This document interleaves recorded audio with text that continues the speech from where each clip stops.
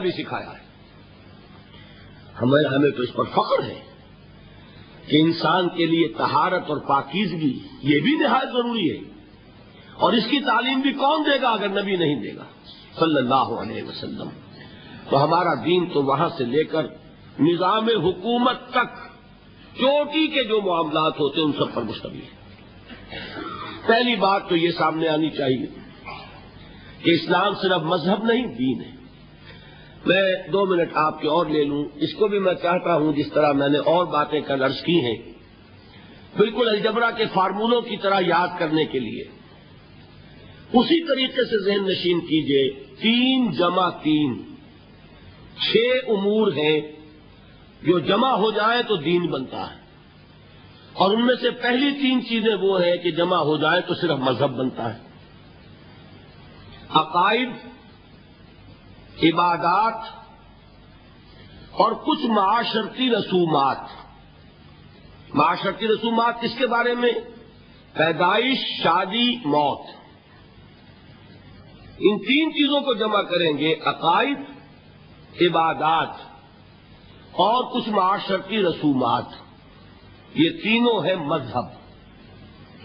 دنیا میں مذہب کا تصور یہیں تک ہے. اس سے آگے 3 چیزیں کیا ہیں؟ معاشرتی نظام، اقتصادی نظام، سیاسی نظام. ان کو جمع کریں گے تو یہ بنے گا اجتماعی نظام، اور ان 6 کو جمع کر لیں گے تو یہ بنے گا دین. یہ 6 چیزیں مل کر دین اسلام کی تکمیل ہوتی ہے. اس میں عقائد بھی ہیں، عبادات بھی ہیں، رسومات بھی ہیں، پیدائش کے ساتھ عقیقہ ہے، موت کے ساتھ تجہیز و تکفین ہے، نہلانا ہے، نماز جنازہ ہے، تدفین ہے، شادی بیاہ کے لیے نکاح ہے، ایجاب و قبول ہے. یہ تمام چیزیں بھی ہیں، لیکن ایک مکمل آئینی نظام، مکمل معاشی نظام، مکمل سماجی نظام، مکمل سیاسی نظام بھی ہے. تو 3 جمع 3 جمع کیجئے تو یہ در حقیقت دین بنتا ہے. پہلی تو اصل میں ضرورت اس بات کی ہے کہ اسے خوب اچھی طرح ذہن نشین کر لیا جائے. دوسری چیز کہ جو اس منتخب نصاب میں زیادہ پیش نظر ہے وہ یہ ہے کہ دینی فرائض کیا ہیں، دین ہم سے چاہتا کیا ہے، ازروع قرآن انسان کی نجات کے لوازم کیا ہے، شرائط کیا ہے. اس لیے کہ میں آج بھی اسی موضوع پر تفصیل سے گفتگو کر کے آیا ہوں دبئی میں کہ دیکھیے انسان کا تصور فرائض اگر محدود ہو جائے تو اس کا عمل بھی محدود ہو جائے گا. سادہ سی مثال دیا کرتا ہوں کہ کسی شخص کو کہیں ملازم رکھا گیا، اسے گن کر 10 کام بتا دیے گئے، یہ 10 کام تمہیں روزانہ کرنے ہیں. اب کوئی ایسا حادثہ ہوا اسے 7 کام بھول گئے، صرف 3 یاد رہ گئے. مخلص آدمی ہے، محنتی آدمی ہے، لیکن بھول گیا. 7 کام یاد ہی نہیں، 3 یاد ہیں. تو اس کا سارا اخلاص، سارا خلوص، ساری محنت انہی 3 کاموں پہ نکلے گی. وہ 3 کام تو وہ کرے گا بڑی اخلاص سے، بڑی محنت سے، جان مار کر، لیکن 7 کام اس میں تو 0 ہوگا، اس لیے کہ وہ تو اس کے سامنے ہی نہیں. بتائیے وہ شخص ملازم رکھنے والے اپنے امپلائر کے نزدیک کامیاب ہوگا کہ ناکام؟ خلوص اس کا 100%، محنت اس کی 100%، لیکن ناکام. کیوں؟ اس لیے کہ اسے اپنے 7 فرائض تو یاد ہی نہیں رہے. اب آپ سوچئے خدا نہ خواستہ کہیں اگر ایسا ہو کہ ہمیں دین کے بہت سے فرائض یاد ہی نہ ہو، تو جو تھوڑے سے یاد ہیں ان میں اپنا زور لگا رہے ہیں، خلوص سے کر رہے ہیں، تو اللہ تعالیٰ کے ہاں اندیشہ ہے کہ نہیں کہ ناکام قرار پائیں. اس لیے بڑی ضرورت ہے کہ دین کے فرائض کیا ہیں، دین ہم سے چاہتا کیا ہے، اس کا تصور واضح ہونا چاہیے. اس کے لیے جو میں نے منتخب نصاب مرتب کیا اس کی جو پہلی صورت ہے اس کا نقطۂ آغاز ہے سورۃ العصر. لہذا دوسرے روز تقریر جو ہوئی میری وہ سورۃ العصر پر ہوئی، راہ نجات. اس میں بھی میں نے مجموعی طور پر بطریق تذکر جو اس سے مجموعی نتیجے نکلتے تھے ایک دن میں وہ بیان کیے۔ میں نے کیا باتیں عرض کی تھی؟ 4 × 4 8 باتیں۔ یہ سورت قرآن مجید کی اولین صورتوں میں سے ایک ہے۔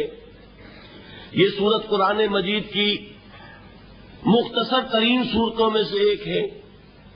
یہ قرآن مجید کی ادبیت اور فصاحت اور بلاغت میں خاص طور پر سہل ممتنع کی حیثیت سے بہت اونچے مقام پر ہے، اور ان 4 باتوں میں اہم ترین یہ کہ یہ قرآن مجید کی جامع ترین صورت ہے۔ اس لیے میں نے صحابہ کرام کا عمل بتایا کہ 2 صحابی جب آپس میں ان کی ملاقات ہوتی تھی ایک دوسرے سے جدا نہیں ہوتے تھے جب تک ایک دوسرے کو سورۃ العصر سنا نہ لیں، پھر ایک دوسرے کو سلام کرتے تھے، علیحدہ ہوتے تھے۔ کان الرجلان من اصحاب النبی صلی اللہ علیہ وسلم اذا التقیا لم يتفرقا حتى يقرأ احدهما على الاخر سورۃ العصر ثم يسلم احدهما على الاخر۔ میں نے آپ کو امام شافعی کے اقوال سنائے، لو تدبر الناس هذه السورۃ لوسعتهم، اگر لوگ صرف اس ایک سورت پر غور کریں، تدبر کریں تو یہ ان کے لیے کافی ہو جائے۔ لو لم ينزل من القرآن سواها لكفت الناس، اگر قرآن میں سے سوائے اس ایک سورت کے کچھ نازل نہ ہوتا تو یہ بھی لوگوں کے لیے کافی تھی۔ کتنی جامع سورت ہے۔ 4 باتیں اور کیا بتائیں کہ سورۃ العصر کو ایک جملے کی شکل میں اپنے ذہن پر لکھ لیجئے، اللہ تعالی ہمارے لوح ذہن پر بھی کندہ کر دے، لوح قلب کے اوپر بھی اسے نقش کر دے۔ والعصر ان الانسان لفی خسر الا الذین آمنوا وعملوا الصالحات وتواصوا بالحق وتواصوا بالصبر۔ زمانے کی قسم ہے یا زمانہ گواہ ہے، تمام انسان خسارے میں ہے، گھاٹے میں ہے، ٹوٹے میں ہے، سوائے ان کے جو ایمان لائے اور انہوں نے نیک عمل کیے، اور انہوں نے ایک دوسرے کو حق کی وصیت کی، اور انہوں نے ایک دوسرے کو صبر کی تاکید کی۔ اس سے نتائج کیا نکالے؟ میں نے 4۔ اس صورت نے ہمارے سامنے کامیابی اور ناکامی کا ایک معیار رکھ دیا ہے۔ کامیابی دولت سے نہیں، کامیابی جائیداد سے نہیں، کامیابی شہرت سے نہیں، کامیابی قوت اور اقتدار سے نہیں، کامیابی ان 4 چیزوں سے نہیں، کامیابی ایمان سے ہے، عمل صالح سے ہے، تواصی بالحق سے ہے، تواصی بالصبر سے۔ نمبر 1۔ نمبر 2، یہ کامیابی کے اونچے معیار کا ذکر نہیں ہے، ناکامی سے بچنے کی شرائط کا ذکر ہے، اس لیے کہ فرمایا گیا اگر یہ نہیں ہے تو پھر خسارہ ہے۔ میں نے ایکسن کالج کا حوالہ دیا تھا کہ وہاں بچوں کو ہائی اسکول کے میں نے سمجھانے کے لیے الفاظ کیا استعمال کیے، یہ فرسٹ ڈویژن کا ذکر نہیں ہے، یہ تو پاس مارکس کا ذکر ہے۔ 33% نہیں آئیں گے تو فیل ہو جاؤ گے، ہاں 60% لے لو گے تو فرسٹ ڈویژن ملے گی۔ تو یہاں بات کیا ہو رہی ہے؟ 33% کی ہے کہ یہ کم سے کم لوازم ہے نجات کے، اگر یہ نہیں ہے تو نجات نہیں۔